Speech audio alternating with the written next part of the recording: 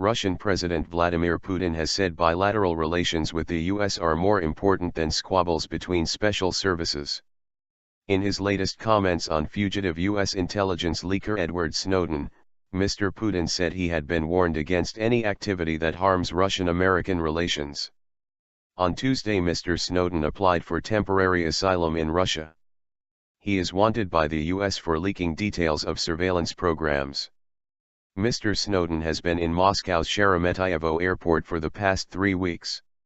He has no travel documents, so has been unable to take up asylum offers from a number of Latin American states. Mr. Putin stressed on Wednesday that Russia was an independent country and we have an independent foreign policy.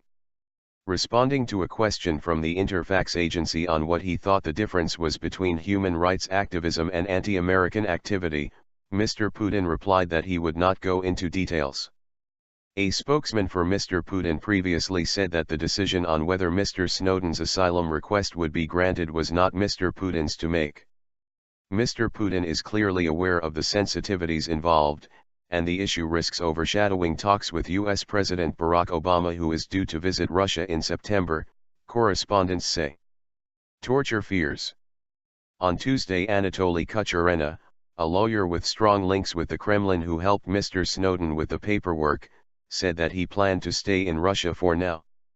Mr. Kucherena said the fugitive had stated in the application that he faced possible torture and execution if he returned to the US. Meanwhile, the White House reiterated its position that the fugitive should be expelled and face trial in the US. He is not a human rights activist. He is not a dissident. He's accused of leaking classified information, spokesman Jay Carney said.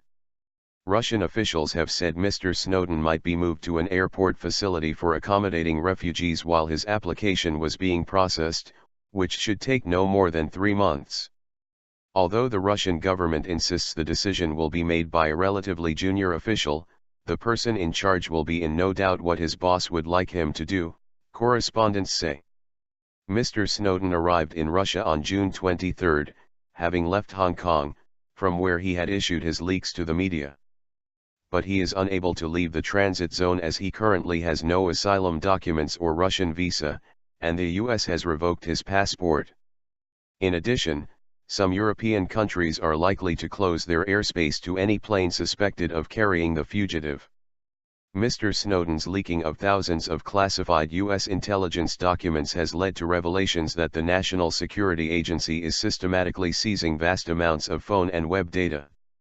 The documents have also indicated that both the UK and French intelligence agencies allegedly run similarly vast data collection operations, and the US has been eavesdropping on official EU communications.